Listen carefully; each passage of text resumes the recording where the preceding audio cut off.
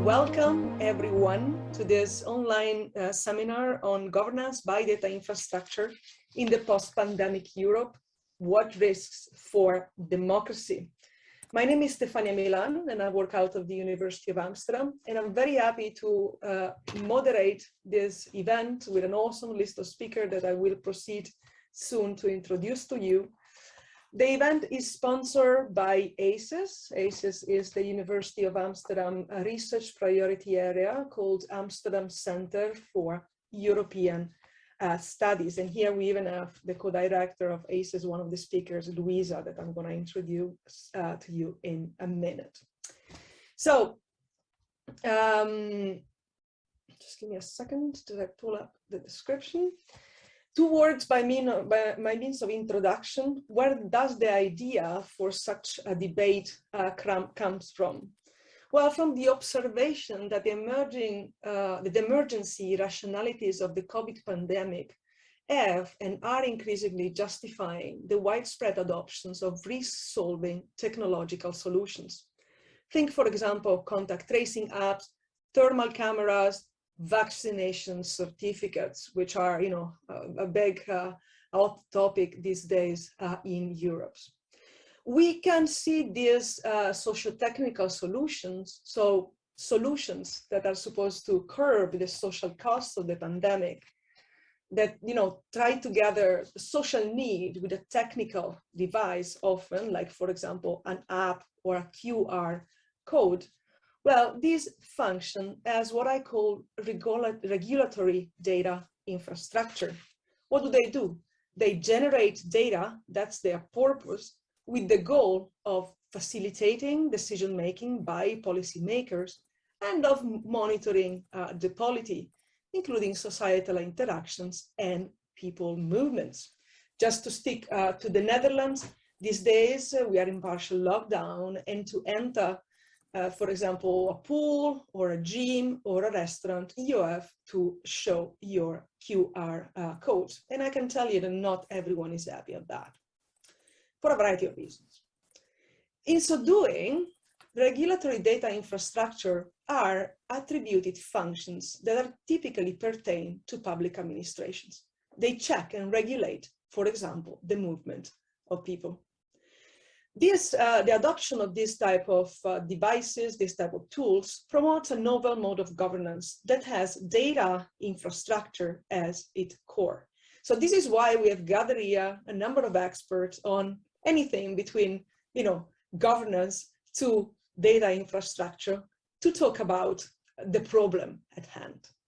And the conversation brings into dialogue 5 awesome international scholars from disciplines as diverse as security studies, political geography, science and technology studies, critical data studies, and computer science, and a few more, in fact, to discuss how governance by data infrastructure is changing the post-pandemic democracy in Europe with a focus on inequality, risks, and citizen agency.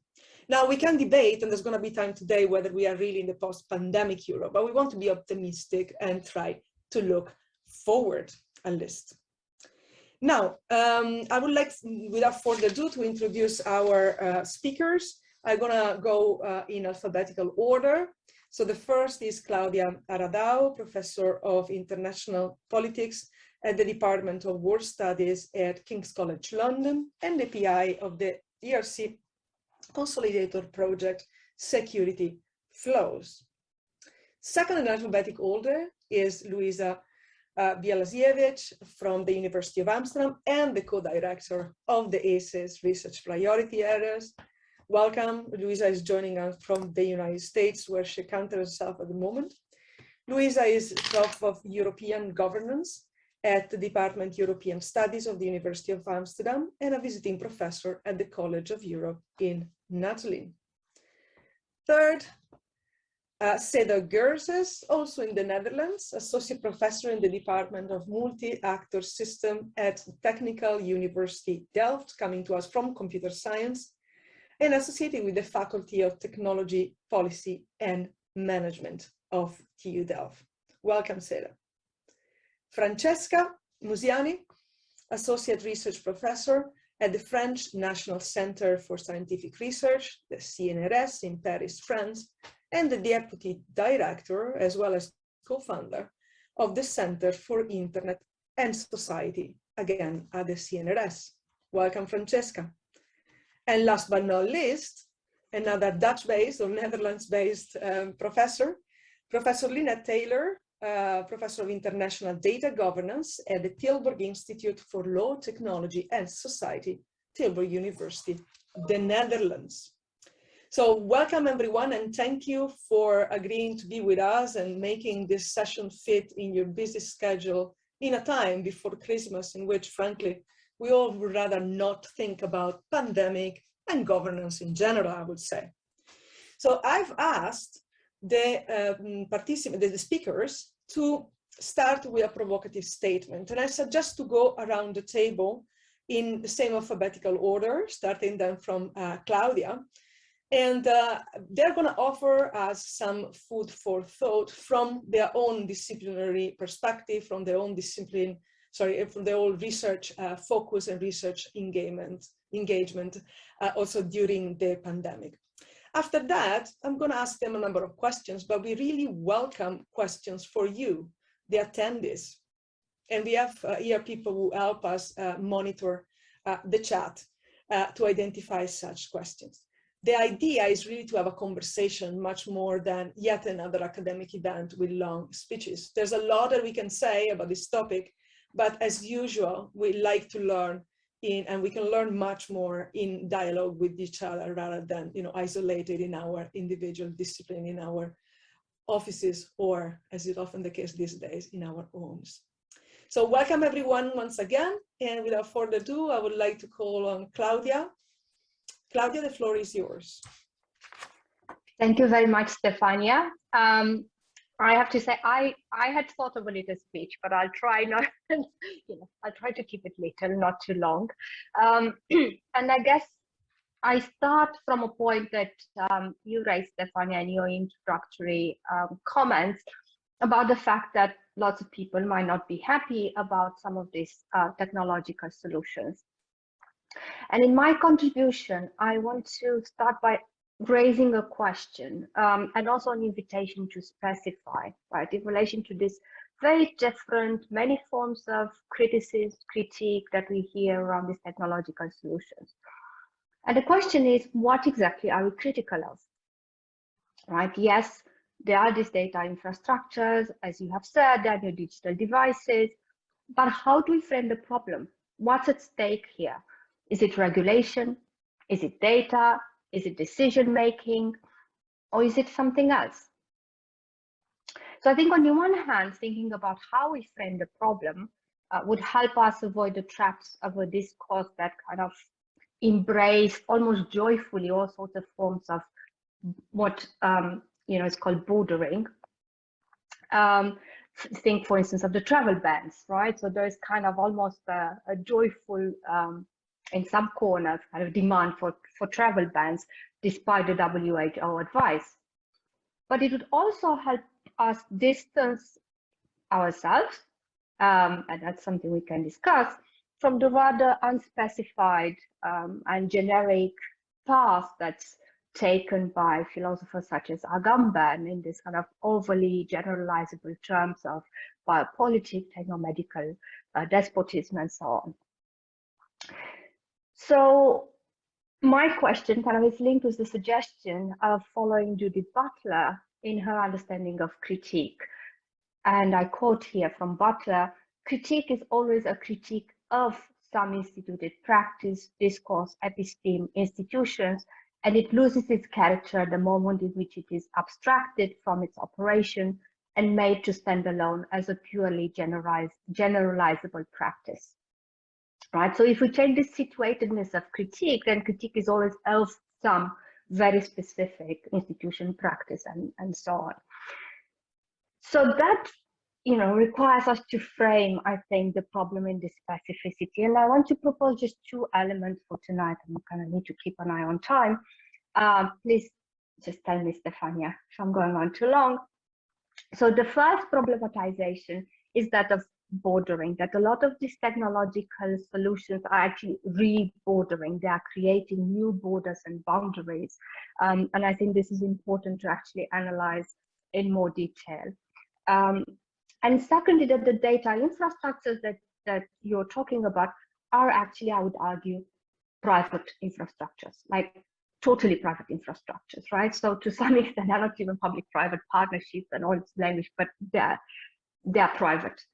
So the first point draws actually on a piece that Martina Pacioli and I wrote for Radical Philosophy a few months ago, where we argued that with COVID-19, we've seen a multiplication of borders, not just in the sense in which we have kind of more bordering technologies and so on, but also in the sense in which COVID-19 has intensified socioeconomic inequalities and hierarchies of vulnerability, ways in which COVID-19 has been used, for instance, to immobilize, contain, and lead to new forms of carcerality concerning migrants, for instance, but also very importantly, the ways in which it has been used to constrain access to rights. And this also concerns asylum seekers and migrants. But also how access to the rights of mobility, for instance, has always been differentially distributed through COVID-19. And I think it's interesting to look at what role this data infrastructures and the production of data plays in this very differential access to mobility rights. So even during the strictest lockdowns, mobility was never stopped. And I think we all know about the very different ways in which some people still had access to mobility, or some were forced to actually be mobile.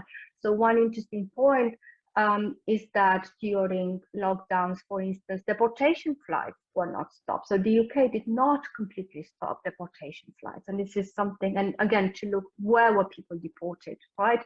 During COVID-19, if we think of a global pandemic. And the second point I want to raise about the private infrastructures and the role of the private companies actually draws on some work that I have done in the project that you mentioned, Stefania, with my colleagues on security flows, where we analyze the contracts given by two EU agencies, Luiza and Frontex, to private companies to develop technologies at the border. And there are two things that I wanted to raise here. So on the one hand, we could trace through this contract, an increase in datification technologies at the border. And on the other, we could visualize an ecosystem of private companies that are not the kind of big five, or the companies that are often in the media, the Googles and the Amazons and the Palantirs, but are companies that were unknown to us actually until we did this research, and actually whose business is to produce this type of technologies, and who are actually now producing new technologies. And another point relating to this question of private companies and the many forms of opacity that are inbuilt, and I think it takes us also back to the question of democracy, was a distinction that we drew between infrastructures of datification and devices of datification. And infrastructures kind of led to the fact that the same companies, once they built some of the databases, some of the technologies, actually were getting contracts again and again, because infrastructures are very difficult to change, right? Both in terms of the knowledge and of the technologies, while devices, with Frontex points to have a lot of more dispersed devices rather than an already existing infrastructure. And I think that's quite interesting, where you have much more dispersed companies and so on. So back to the detail, right? To wrap up, I think analyzing these details kind of give us, some ground to actually specify exactly what we are critical of in our discussion. Thank you. Thank you very much, Claudia, for staying exactly on time for this very exciting, although sad in a way, in many ways, food for thought. Next in line is Luiza. Thanks so much, Stefania. Thank you for organizing this. And thank you, Claudia, actually, for opening with these questions, because they, I think, give me a very easy lead into what, some of the points that I wanted to get us to think about. And they're actually questions that I've been struggling with in my own research, but also struggling with politically, I guess. And so what I would like to take exactly your question of what are we critical of, and, kind of take it to what is the popular critique that is being articulated against, some of these attempts to govern the pandemic through data, and also then, kind of pick up your point on the question of the role of private actors, because I think the two are very connected. Because one of the things that that I've been trying to understand is some of the protests that have been unleashed across Europe against the COVID pass, against this EU digital green certificate. And I know that several of you on the panel have also written about this. Several people in the audience have written about this, looking at our list of participants. And I think one of the things that I have found really striking is that the protests that have become increasingly violent, I mean, including in my own hometown of Trieste, have been, focused against the state, against national states. And, so I wanted to kind of to think about that. In a way, the COVID pass, this digital green certificate, is, kind of a unique materialization, visibilization of, this kind of attempt at creating some form of digital sovereignty, a materialization of state power. It is a form of passportization, and, Claudia, you and Martina have written a lot, as you were saying, about, kind of the very differential passportization of immunity, very differential bordering. And actually, Seda and Linnet and Stefania have written about this notion of an even attempt to passportize immunity, to put an immunity stamped.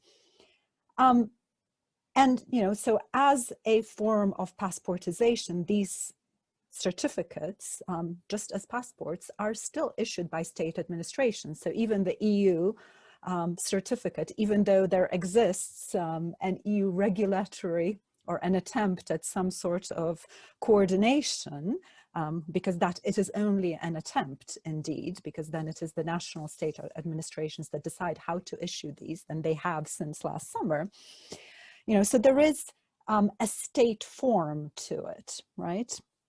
And I think that the thing, to come back to my question at the start is, why is it that, this instrument, which is very much produced by private companies and, and uses the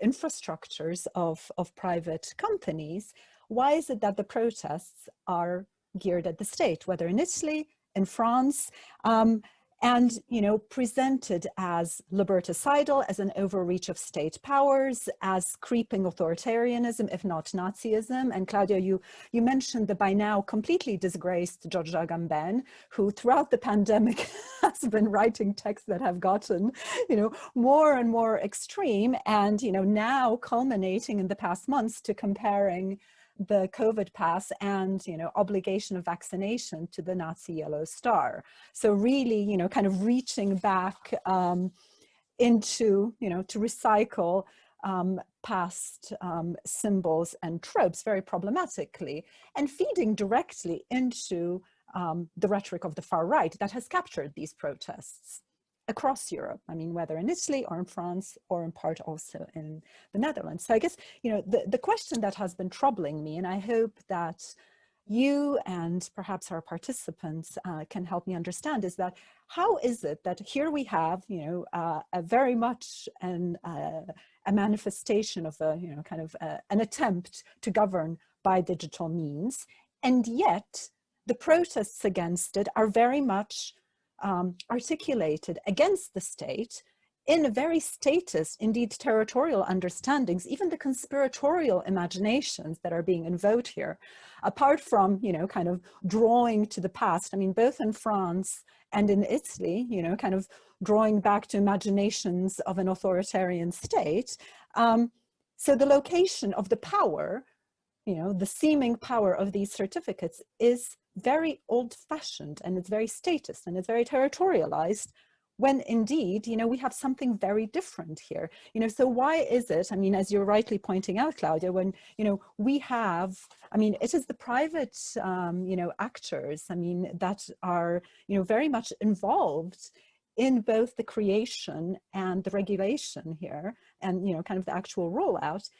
Why is it that the protests are still focused on the state? So to me, there's this mismatch between what is happening, and certainly a mismatch in the imaginaries. And I will leave it at that. I think I'm under 5 minutes, so I'll stop here, and I'll be very curious to hear comments. Thank you, Luiza. After Claudia and Luiza, I'm taking so many notes, so I'm sure that our audience also has a lot of ideas bubbling in their head. Now let's go to, let's say, for the sake of brevity only, a computer science perspective. As we know, Seda is much more than just a computer scientist. Seda, the floor is yours. Thank you so much. I guess I want to, based on the stories we had with the development of the contact tracing apps, to disclose I was part of the DP3T team, which came up along with other researchers in the US with a privacy preserving protocol, which is at the heart of the Google Apple exposure notification. So that is the underlying protocol that Google and Apple then standardized and put out into the world, with a lot of negotiation that was behind closed doors, but not by governments. It was literally a battleground behind a lot of NDAs, but not with governments. They didn't regulate these companies in that moment. But the thing I want to bring up about both the contact tracing apps and the immunity passports is that they're not about data. So I don't know that the data infrastructure approach is going to get us very far in understanding what is happening in this context. To give you an example, the contact tracing app design is such that neither governments nor the tech companies can accumulate data in a centralized database. Of course, there is data moving around, and we can discuss whether personal data exists even as a category, or if we're just using the kind of production data that the massive mobile phone infrastructure has produced for measuring distance, right? Is that personal or not? Is a very interesting question. I think we quickly accept that data can be personal. And the data is not accumulated in a centralized database. And yet Google and Apple, when they showed up, they wanted this protocol to be in their standard, this to be put into everybody's phones through an update. Apple put it all the way into its operating system, and therewith positioning themselves in a weird way as arbiters of privacy between citizens and their governments. So the data approach, I think, here leaves us empty-handed because they did not get data out of this, but something else. And I think it's very important to think very carefully and not to fall back on the abstractions that Claudia was talking about, like data and algorithms that both abstract away the companies and the governments that were involved in the making of this application. The immunity passports are similar but different. I would say that if technical environments are getting very, very good at policy execution, so they're able to implement policy in an infrastructure that they have, I know that's very abstract, but hopefully one day I can explain it. The databases or the structure that was built for the immunity passports were very different. Google and Apple were not involved. There were other companies from Europe that were involved. They also do not get data. The certificates are indeed generated by government organizations, and there's no collection of them, at least by law. Now, if they're being collected illegally, that's another question. Yet, immunity passports implement also policy, right? And so there's somehow a de-datafied policy execution that is being enabled through our digital environments. And because we look at it through the data lens, we can't capture the power move or the power structures that are implemented both within the technology and in collaboration with law and government agencies and these tech companies. With respect to respond to Luiza, I think in a sense, it is correct to get mad at the governments because most digital companies do not have material enforcement in their hands. They don't have that power. So immunity passports and contact tracing apps, and actually contact tracing apps really struggled with the material implementation. You know, it was very difficult to get the QR codes going, to public health institutions to jump in, something that Google, Apple had no clue how to manage. And immunity passports, on the other hand, are much more through state power that organizations are required to ask for this. So I think it is correct that people should be angry at the fact that governments have put their force or power behind a material implementation of the immunity passports on the ground. However, I do think they should have been mad at both, because I think what COVID showed is not, you know, private companies versus public organizations, but that private companies were winking and saying, here's our infrastructure. If you want to come and merge with us, we can work together and make this a big deal. And so I think I'm with the protesters, but maybe they fell short of critiquing the second half of the infrastructure. Thank you. Thank you very much, Seda, for a compelling perspective, and also for even already answering to Luiza's question. I'm sure that there's more people who want to jump in here. Wait, I lost my, so the next is Francesca, M, right? Not very good at alphabets. Thank you, Steffi. It is really great to be here. I'm very happy. What I want to bring into the discussion, I guess, is a notion that so far hasn't been explicitly put that way, but is there in several of the things that have been said, which is the notion of digital sovereignty and digital self-determination, and with a particular perspective that I've been trying to work on a bit when conceptualizing it a little bit recently, which is this infrastructure standpoint. And so, because digital sovereignty, so it is one of the buzzwords of the past couple of years for sure. It means lots of pretty different things for different people, institutions, in different contexts, and while a number of discussions involving this notion were already on the way before the COVID pandemic started.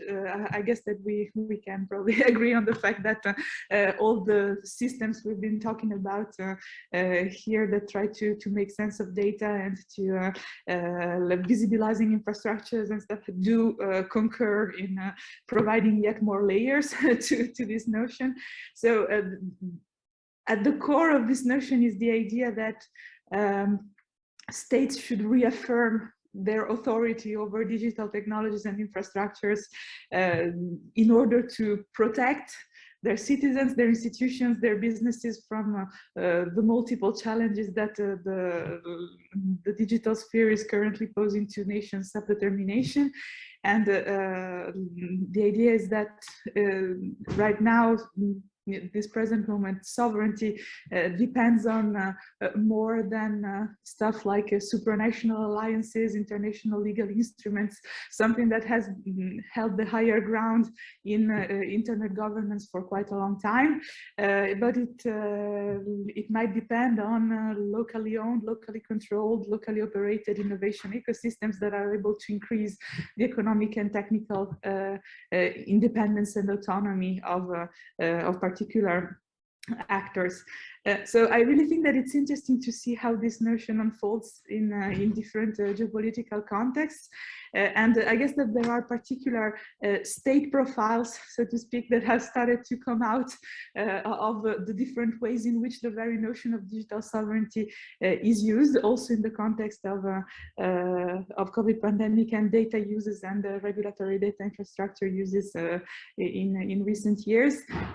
So we do have China that is established as a long-term digital sovereign that has for a long time centralized its digital systems.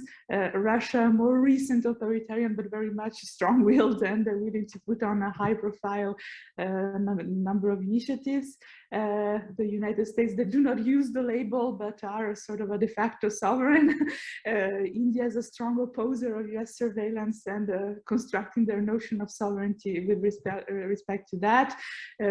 Brazil, more reading it in terms of civil rights champion on the internet. And finally, we do have all the bulk of European initiatives that lie on a pretty strong human rights legal framework that is put to the service of digital independence. So all of this actually brings to light a number of controversial and crucial issues that are related to how internet governance and digital governance is practiced on a day-to-day basis. And so we can legitimately, I think, use several of the things that we've been talking about so far as a benchmark for understanding better how can digital self-determination agendas and the global dimensions of the internet and multi-stakeholderism keep on coexisting in particular contexts and in different ways. Who are these key actors that are affected by the push for digital sovereignty? How can decision makers make sense of this label and make it operational in particular contexts when actually not only different state actors use it to describe substantial different paradigms and processes, but also different actors operating within each state, from governments to parliaments to civil society organizations to technical operators and internet services are actually using it in a different way within a specific national context oftentimes.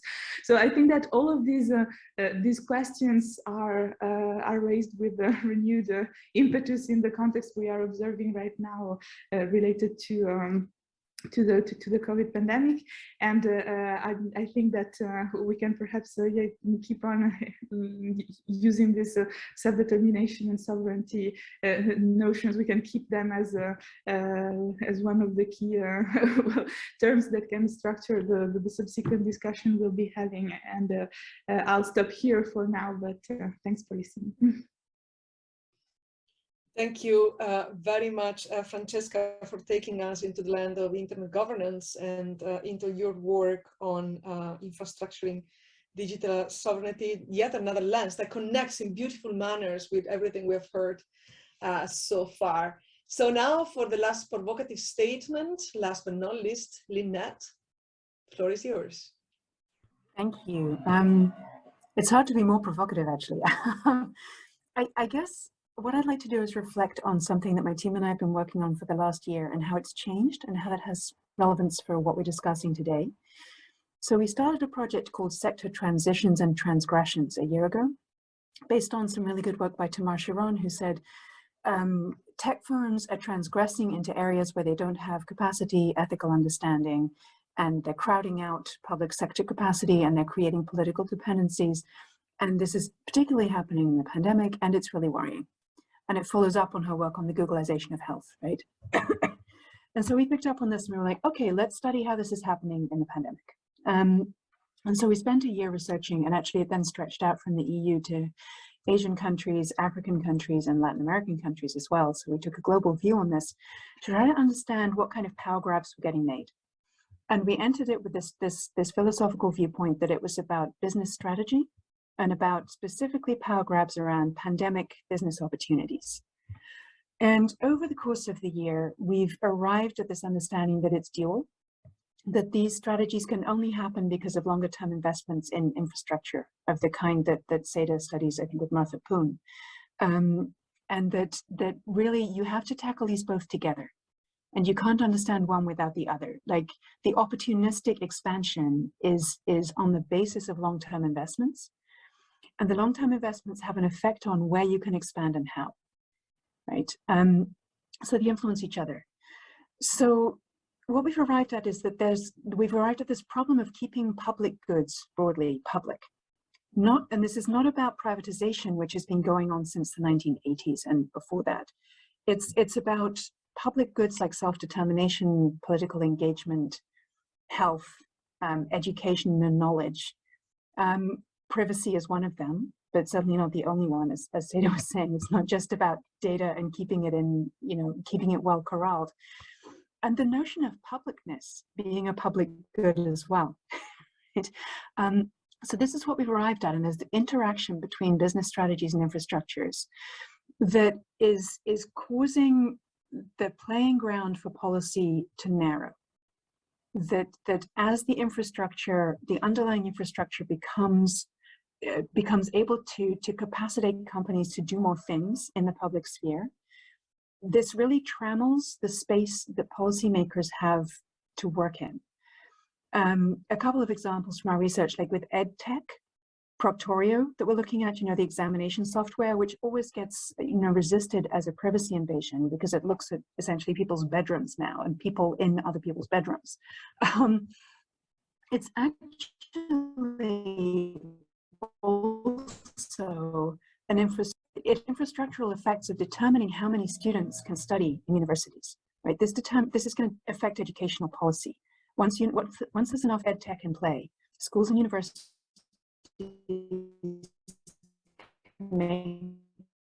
funding of education, it privatizes things that can't be privatized, and it makes public decisions that should be made by private bodies, and it blurs all the boundaries. Another one is obviously public health technologies. So from the vaccine certification systems to the real-time monitoring assemblages, you might call them, for location contacts of people, movement and behavior. All of this makes it possible for policy to calculate economic loss versus loss of life and to weigh those things up in a way that they couldn't do without both the infrastructure and the partnerships with the companies that are offering themselves up because the infrastructure is available. So there's this weird dialogue between business strategy, which is doing some genuinely frightening things right now, and infrastructure, which isn't going anywhere, and which creates the playing field within which we can understand these things.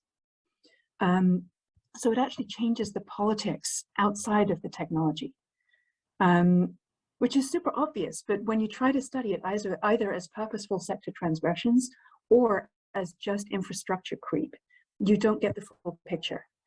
So it goes beyond neoliberal privatization, it goes beyond privacy problems, and we really lack a language and an imaginary in civil society for this currently. We have these wonderful domain resistance organizations which work on domain-specific problems, and we have these overarching digital rights organizations which work on digital rights problems, and the two do not get to speak to each other because they're not built that way, they're not funded that way, they don't have experience in each other's areas, and it's incredibly hard to think about how to go beyond this kind of whack-a-mole approach of strategic litigation around privacy, around data protection, around trying to capacitate regulators.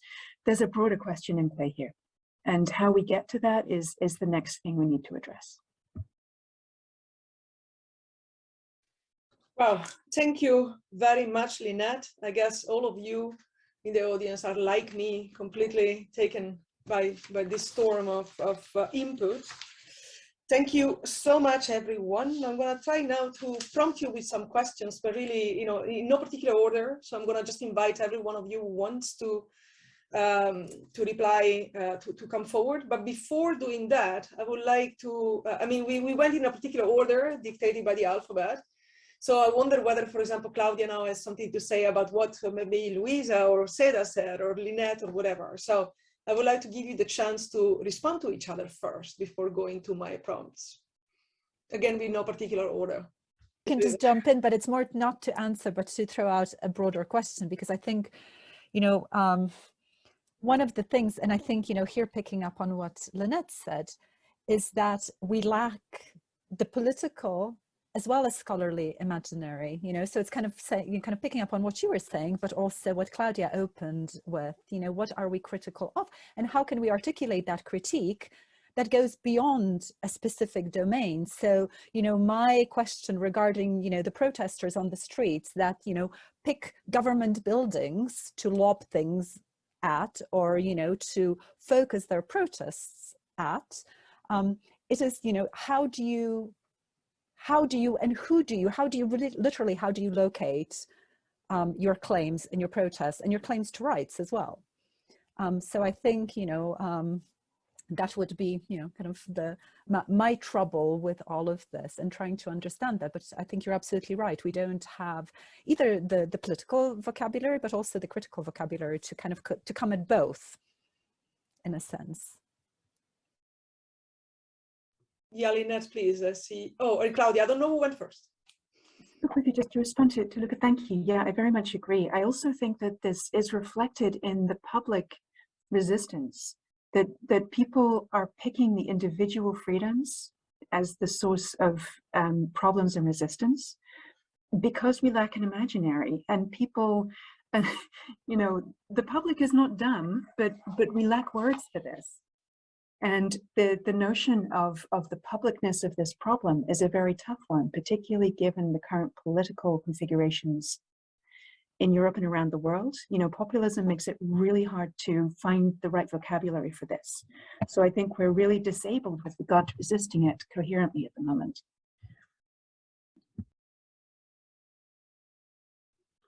Claudia, I think wanted to say something. Yeah, I also found Linnet's point about business strategies super interesting, and I was wondering whether that takes us also in relation to what Seda said to the question of value, right? So whether they can look at what kind of value kind of you know, the companies have, right? What kind of forms of valorization are at stake from these projects? And I think I would also think that, yeah, we can't avoid the question of data, but there's more than data, right?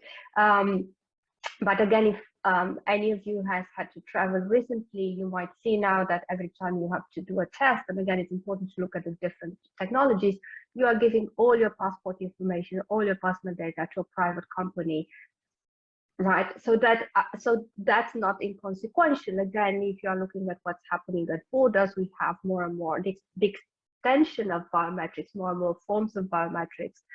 Now, again, if we look at the companies, of course, they do not, the data is owned by the member states, right? It's not in the EU, it's not about a private company. So again, the kind of forms of valorization and value, I think, are important, but the fact that data is extracted from the people who are traveling, but also forcefully extracted, for instance, from migrants, I think it's still an important point to bear in mind. But yeah, just to add the question of value, because I think it could tie in very nicely to you know, to the points that that Linnet made, which I thought were fascinating. Yeah. Thank you, Claudia. And I will ask also like to add, and do we actually have the knowledge as a society to fight this back in a way, or simply understand it? I mean, listening to Seda, for example, I really wonder whether we are able to, right? And what knowledge is necessary to be able to articulate such imaginary in a way which is, in fact, you know, not partial, not sectorial, and effective, let alone, of course, then trying to bridge over to the public. I mean, not making it this just into an academic exercise, but turning it into, you know, social movement material in a way, turning it into actionable items for people to pick up beyond the, you know, the what Linnet referred as, you know, the picking individual freedom of to exercise it in the lack of better alternatives. Seda, Francesca, you want to add something? Maybe maybe a little thing on what you just said, because this thing of turning into items that can be acted upon and by specific collectives and group of people remind me of some of the works that I actually came to know mostly through your digital activism research work about putting too heavy a responsibility on users or on citizens in actually understanding and making sense of the things that are possibly sources of harm for them, or that they are being sold to them in as something that can benefit them and making life more comfortable, but carry on some inherent risks. So like I think that with this whole new wave of artifacts and data-driven technologies, we should probably keep in mind this literature that reminds us that well, it is not, there should not be put like too heavy a burden on the human targets of these systems to figure it all out. And perhaps so the best question becomes who should be an intermediary in the chains of knowledge that can actually help us to make sense of all this that's happening around us. Yeah, which links back to what Linnet mentioned, right? The problem in the field, however you want to bound the field, which is growing, probably very difficult to bound. But let's say the digital rights community and or the sector, so maybe a health organization and similar, who are implicated, but that in a way or another, as Linnet said, I'm really quoting here, are not built to collaborate and talk to each other. They probably are not able to, or simply swamped in their own agendas, and they've got enough on their plate to then, make the next step. And then we're left with, what we heard also about populism from Luiza, for example. I think now I'm taking so many notes that I'm probably not quoting correctly. Apologies already in advance for that. I mean, if you wonder how I picked these, 5 wonderful speakers, is because every time I listen to them, I have this urge to take notes. So to mark down, their fantastic ideas, because they always make me think. But it goes fast. So I try to do my best, but failing at that as well. But so, I would like to pick up on what Preeti Raghunath, a friend of probably a lot of us, an academic like us, put in the chat, because in fact it goes in the direction of what would have been my next question for you concerning the growing influence of the private sector.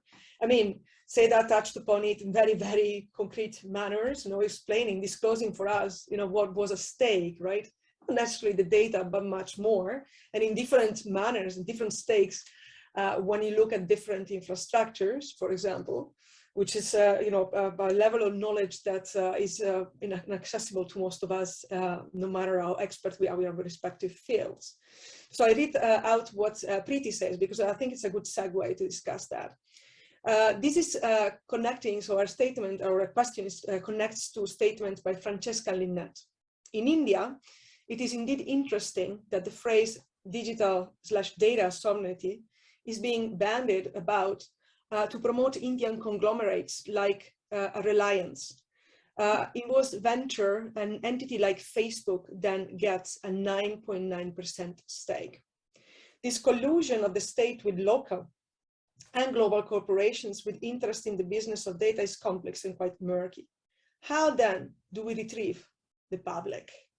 So this ties together, this growing role of the private sector, but also essentially what a lot of you have said, right? From Claudia to Luiza to Seda, pretty much anyone, in fact. So we will wants to pick up these million-dollar questions: how and where, probably also, do we retrieve the public?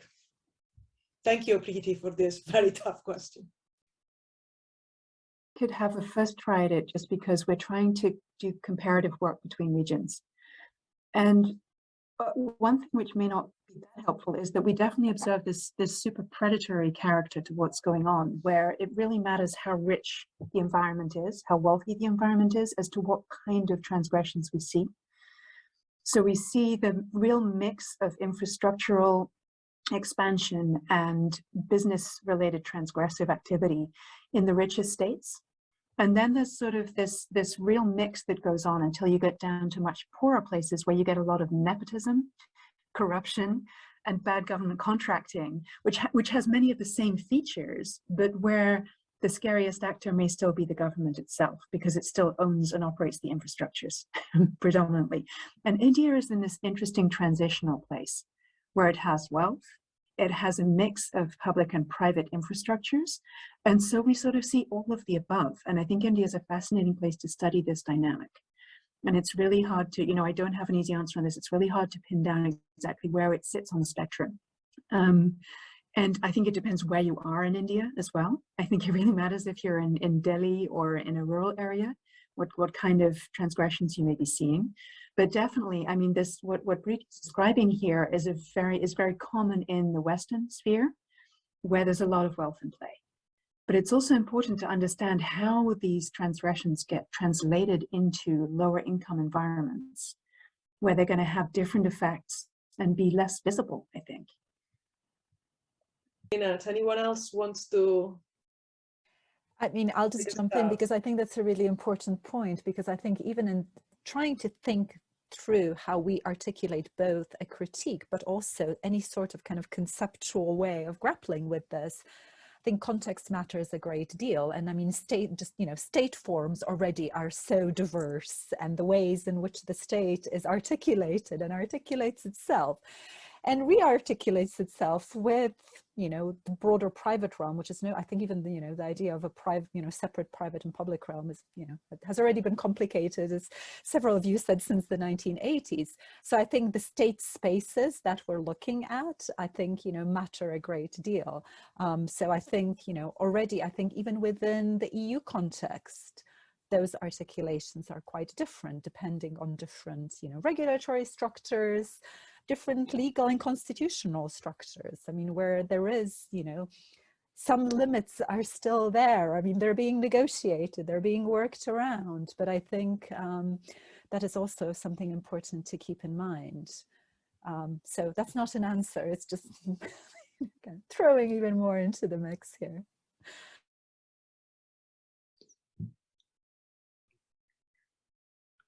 Thank you. Anyone else wants to try to locate the public? Pretty seems to be satisfied, but Francesca, please. I may have yet like a little thing to add to this in terms of like considering different national contexts and how perhaps not the public, but at least the public interest, or like the identification of the public interest is done. And I will just draw for a second from the current fieldwork we're doing on Russia with a team of colleagues here in France, because one of the things that we have, one of the most interesting and for me like really surprising things that we've seen during this fieldwork is that people have very varied understandings of who the adversary of the public interest or the enemy they confront by means of digital tools is. So, and sometimes they really construct themselves as public with respect to who they fear and they want to conceal from, and they want to take some precautions from. And for example, in Russia, like many communities of activists that we talked to actually consider that as their primary enemy is the government. They will be very, very ready to engage in alliances of all sorts, including very like daily, attending to their daily use of digital tools with Google, Facebook, and most of the Silicon Valley giants that are understood as incredibly reliable and not willing to mess with the government, which is their primary enemy. And so that they're what they identify as the public interest, not only of them as specific communities, but also more generally of the Russian internet users, which is arguably much more articulate a gathering of people, is actually very much constructed in relation to this and in relation to who the enemy is, and which can lead to several surprising alliances, including with private sector that in the Western world would be considered more as the primary enemy we should be mindful about.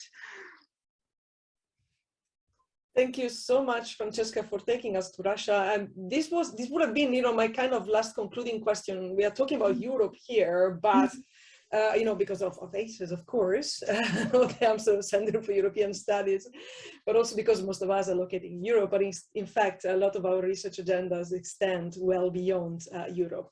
And so it's interesting that we already evoked India and Russia. But let's get to the next question. So there's two venues where you can post questions, the Q&A, but also the chat. Maybe let's stick to the Q&A. Thank you, Seda, for pointing that out. I see 2 questions already there, so I'm going to go to that. I just want to say that I'm trying my best to police the environment, so to speak, to identify questions, but our moderator, unfortunately, had to abandon us for some technical issues on her end. Technical hurdles continue to be with us tonight. So apologies in advance if I am not doing the moderator job and the best of my possibilities. But Amira. So Amira asks, well, thank you for this thought-provoking seminar. She asked, you mentioned Google and Apple. I guess this is for Seda in particular, although several people pointed to the private sector already, as our devices are based on those 2 mobile operating systems. But what about the role of social media? Can they be considered as part of the digital tools used by the government? And she continues, for instance, when we post a story on Instagram about vaccine of COVID-related news, it pops up a banner that reads, and I quote, COVID-19 Information Center with info and government social media accounts related to that. So this takes us a little bit, beyond the data infrastructure we're talking about, but into a realm which is very much tied up with that type of infrastructure, since often these companies are, and the example of India is also good at that, providers of this very same infrastructure. So I call on Seda, but this is a question for, again, everyone. Yeah, and I think maybe what I'm going to say is also relevant to Jonathan's question, which we should come back to afterwards. But we had a session with public health people, in the spring, I think it was sometime. It took us a while to take off the ground, but we were trying to understand how immunity passports changes the practice of public health, right? Aside from the fact that they would be, public health officials would be departing from their own infrastructures, which are probably a little bit old-fashioned and somewhat hard hit by austerity measures of the last 30 years, which is, much more about buildings, people, public health workers, right? And I'm not trying to romanticize, because we know all the forms of inclusion, exclusion, violence that happens in public health, but just bear with me. So they have their own infrastructure normally, and their duty, if I can just reduce it for a moment, is to inform the public to take informed decisions, to inform the public about good health decisions and to create an environment in which they can take those health decisions, right? Like that's kind of one way we can summarize what public health is supposed to do. So with the vaccines, ideally they should be able to inform the public and provide the environment in which people can take this decision. And if they can't, provide them with alternatives. What the immunity passports do is they reduce it to controlling whether somebody has had the vaccine, right? And therefore it changes public health practice from one being about informing and enabling to one being about checking, and not by public health workers, but people holding a phone have no understanding of public health, neither can they follow up the speed at which those policies might be updated on their phones. So we tried to explain to them that by moving from their own infrastructure to this digital one, that not only were they losing their practice, but they would be part of a policy execution infrastructure that could be updated by many, many players that they could not overpower as a public health institution. So I think this, I hope that kind of catches many of the things. And the example we gave to them to kind of internalize what this means is to say Facebook itself is a content delivery and policy execution environment. It's the default one. It's very hard to escape it, or Instagram if you want to go there. It's now all Meta.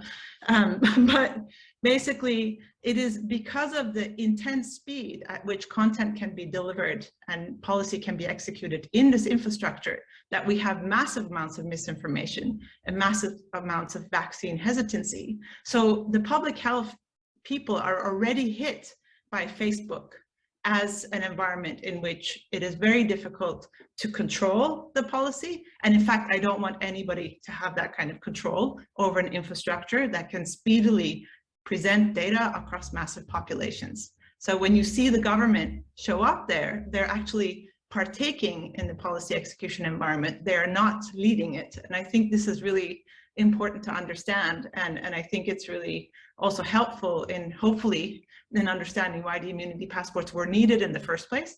All that misinformation, all that vaccine hesitation, you had to all of a sudden do these very draconian measures of controlling people in order to coerce them into getting vaccinated.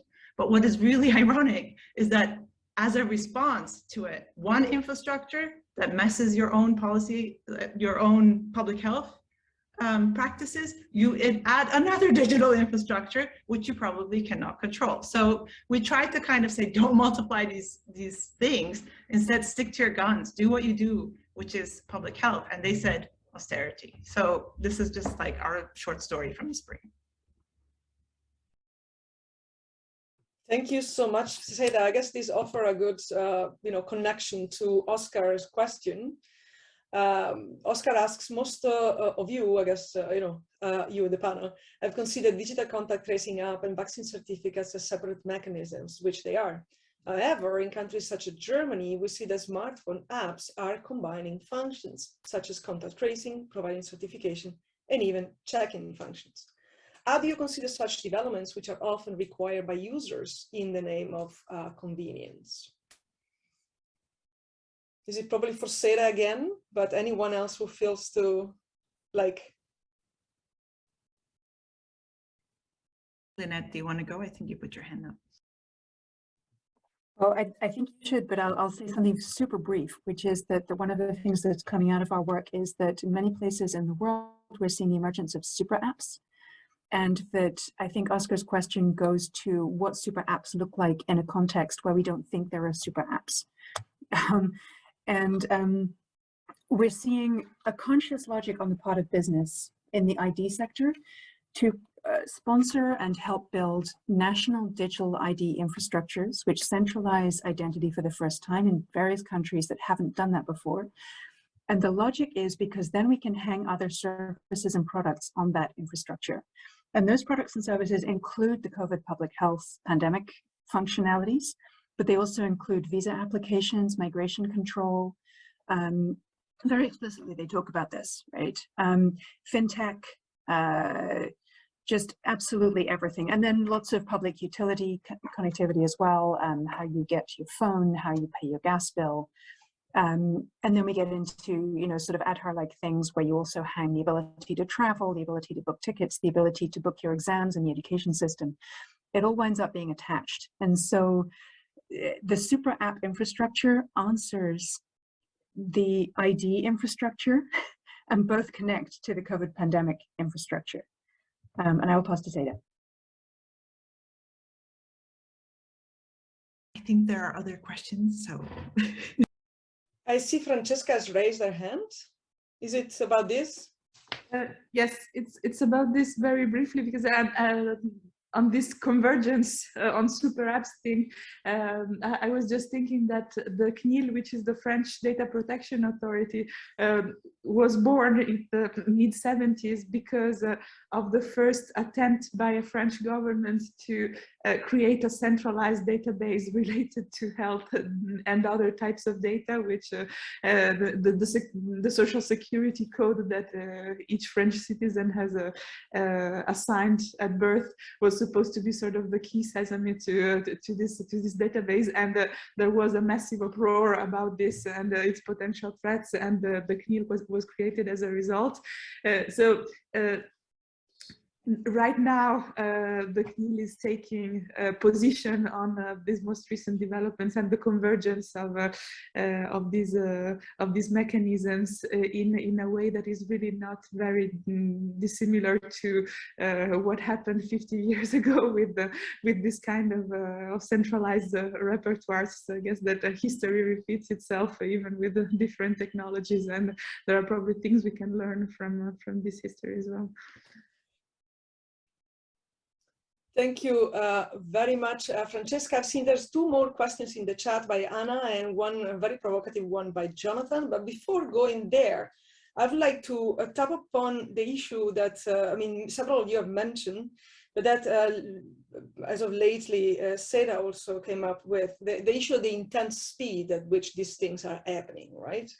And I would like to ask Claudia to share with us some reflections on what she has called in an awesome book written a few years ago, aptly called Politics of Catastrophe, which really helped me big time thinking through what we are, witnessing these days.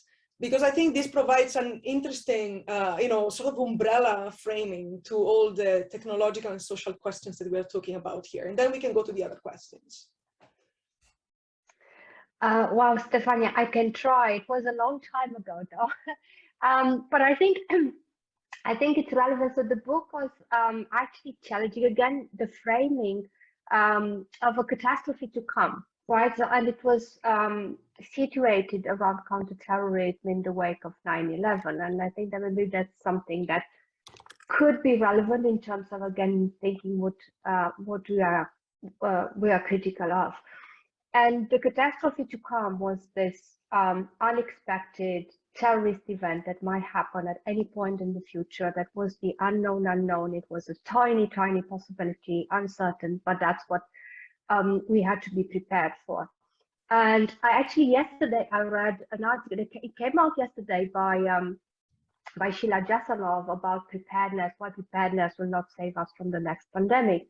And one interesting point that she makes about preparedness is that it comes out of this militaristic thinking, right? And this is something that, for instance, Brent van Moosten and I try to do in the book, to trace how some of these ideas around, imaginary and scenarios around catastrophes to come, the kind of knowledge that was produced, actually led to forms of preparedness, prevention, and so on, that had the terrorist event at its core. So, for example, all hazards preparedness, and that's kind of something that's seeped into health as well. So we can think of how biosecurity risk or frame around this. So there is a context there. We can, but I think we also need to nuance that, right? Because I think COVID-19 is different. So we had different kind of scenarios and different framings of the future. So from the the kind of statistics, the number, the imaginary, I think many people have written about the imaginary of the curve, to the unknown unknowns of the next potential virus that could be deadly and could come up at any moment in time, to so these are all questions about who is the object, who is the subject of this policy, what kind of catastrophe is imagined and what kind of catastrophe is not there, right? And there's a critical discourse about the catastrophe that's ongoing. We heard austerity, right? We heard, there are forms of neo-extractivism going on. So all of that is not part of the discourse. So I'm not sure how, at the same time, I'm not sure how helpful, helpful it is, but I do want to stick to nuancing and reframing. So in relation to, if I may just quickly say, I just wonder why everyone embraced so quickly the language of passports and not of certificates, for instance, around COVID certificates and what that would have done. I also wonder about some of the distinctions between these infrastructures that, in the UK, under the hostile environment of public health, the NHS has been sharing data with the Home Office for a long time. So now kind of saying, oh, wow, undocumented, undocumented migrants can get vaccinated, but people do not trust it. It's like, well, the catastrophe has already happened. You've been part of this. So, I think rather than focusing on the passport now, is this context of what's been happening with these technologies, right, for some time. I'll shut up now. Thank you very much, Claudia. We know you're also battling a cold, so this is even more heroic that you can be with us tonight in these conditions.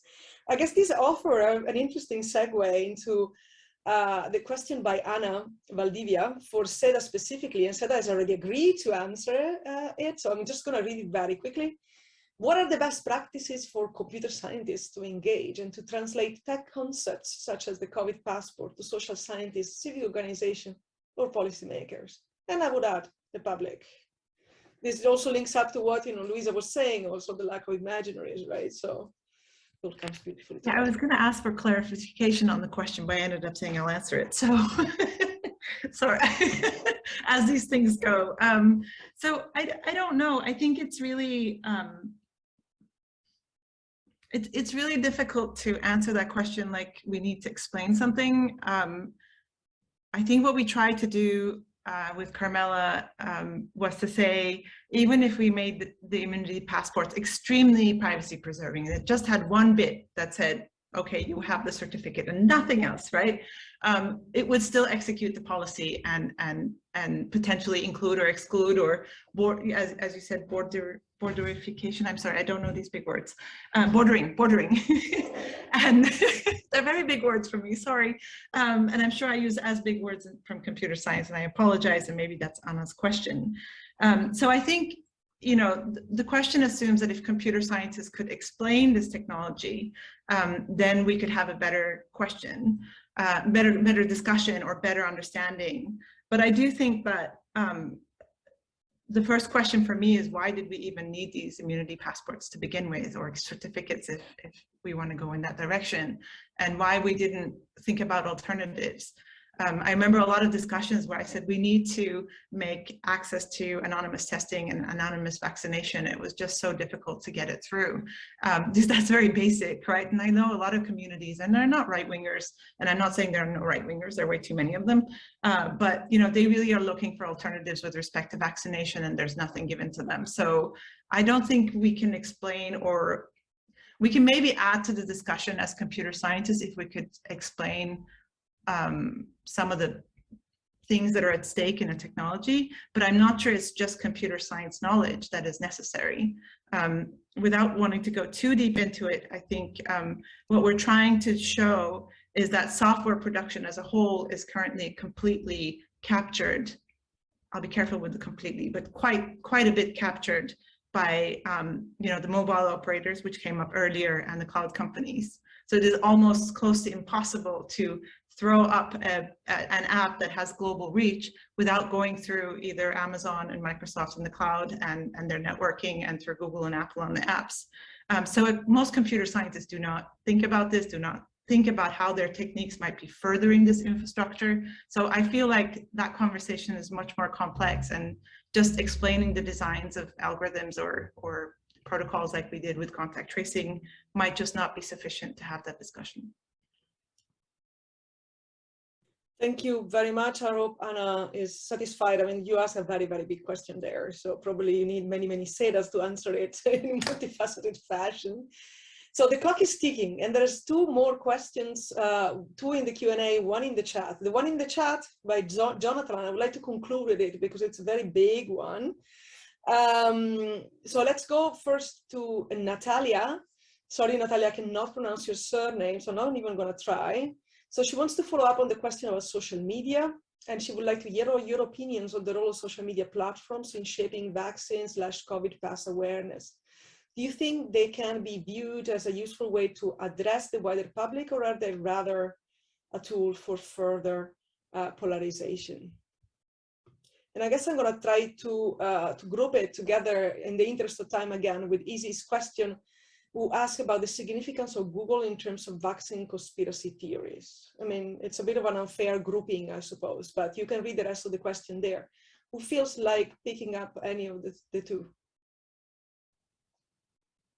I will add to the question because it's in part a question that's been troubling me. I mean, you know, that has to do again with imaginaries, because I think a lot of these, you know, conspiracist imaginaries are so powerful precisely because they simplify, because they do offer very simple, I mean, they identify, you know, the bad guys, whether it's the state or anybody, or the vaccine manufacturers, you know, Bill Gates, take your pick of, you know, conspiracist assemblage. And, you know, and then the alternative, you know, because I mean, it is very much, okay, what is the alternative? How do you talk about whether, you know, kind of the need to get vaccinated? I mean, which goes back to the points that Seda was making about public health. I mean, you know, it's a very different dialogue. It's a very different function also of, you know, informing the public rather than, you know, a controlling function, as Seda, as you were saying, which these now certificates have. So, you know, my kind of follow-up question to this question would be, what would be the alternative, which I guess goes to Natalia's question. I mean, what else can you do?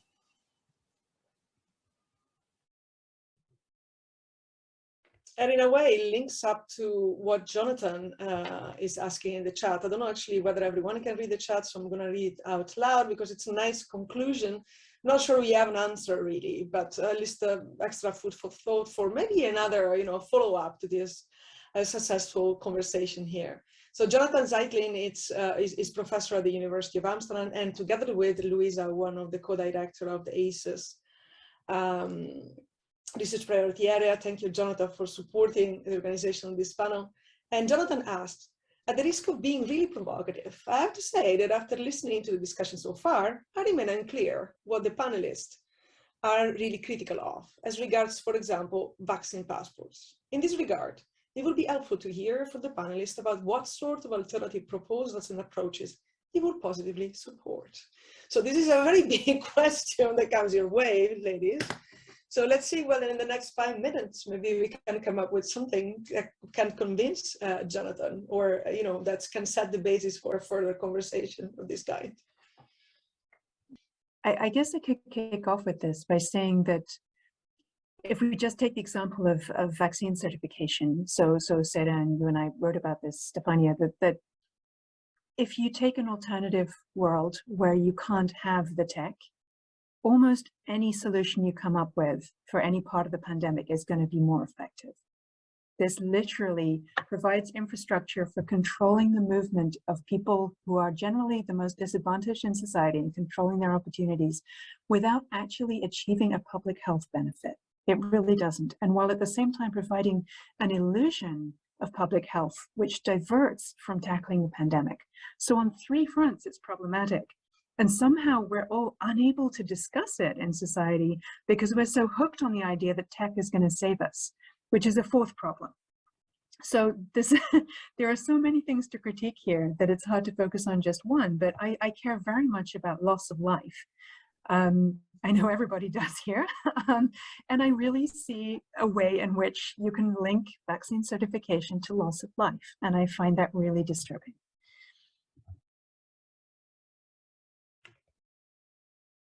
Can I just jump in on that? Because I think, some of you in the audience may know the piece that actually Linnet and Stefania and Seda and Michael wrote on, the performance of these certificates, because they are performative.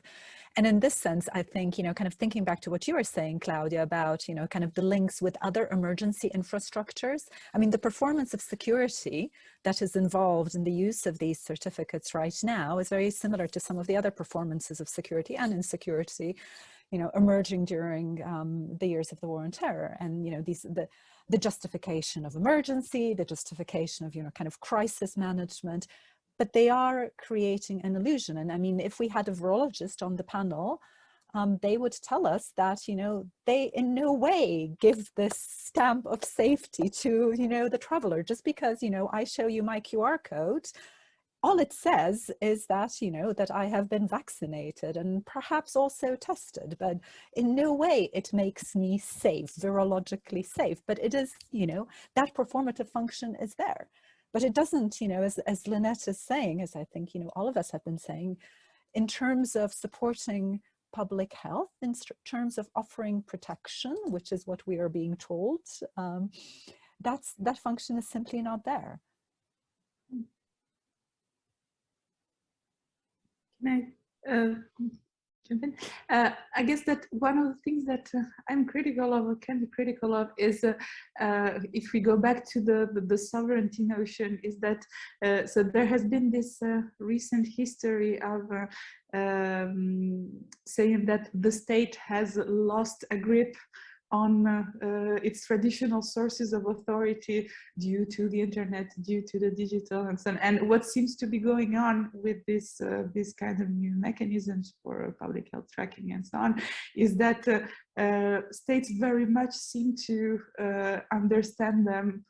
Of course, that's not what the first motivation they put forward, but they seem to very much understand them in terms of reacquiring a grip on their own citizens in several ways. And this is a very big goal on their part, in most of the times in link with the private sector in some opaque ways, and it is not put forward explicitly enough for obvious reasons, but it is there, and it's pretty pervasive, and I think that one of our jobs as researchers is perhaps to bring it as much to the light as we can.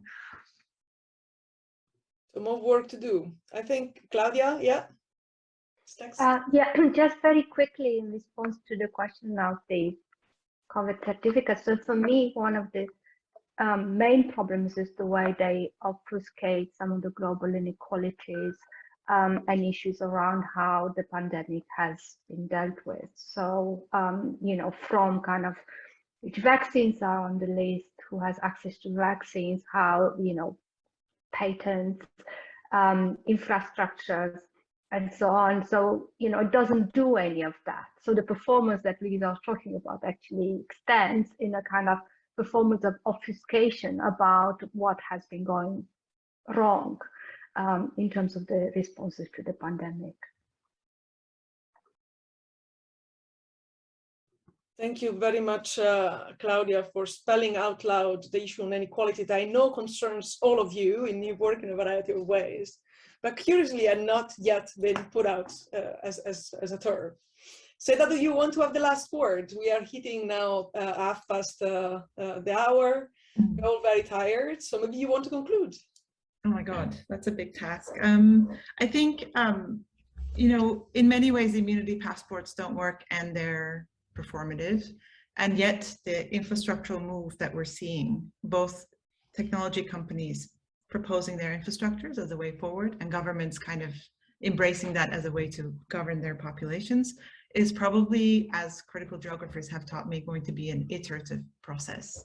So the fact that it might not have worked this time, or it might have, you know, obfuscated the inequalities, but we know they're kind of happening, but we can't point at them yet. I think those are very, very true, but I'm very worried about the normalization and iteration of this infrastructure. And it's not an alternative, but one of the things we've been doing with the Institute for Technology and the Public Interest is to work with smaller communities of different sorts, anywhere from anti-fascists, immigrants, sex workers, etc., to write what we call infrabels, which is infrastructure fables, to kind of capture the moment in which the technology is not yet normal, so that when it has become normalized, we can go back and say, no, no, no, no, no, this was not normal, right? And I do think the contact tracing apps, when they came up, people said no apps. And when immunity passport and certificates and apps came up, nobody said no apps, they said no certificates, right? Because the apps had already been normalized. And I think being able to give some sort of voice and history to those communities who are indeed very affected, and most affected probably by these technologies, and to start from their stories as a way to resist this infrastructure as it iterates, is hopefully one of the ways forward. Well, I guess this is a great conclusion. So thank you very much, Seda, but also I want to, of course, extend my heartfelt thanks to all of you for participating, taking part in this debate, this ungodly hour of the day after long working days, a long working semester, not just a day in pandemic times.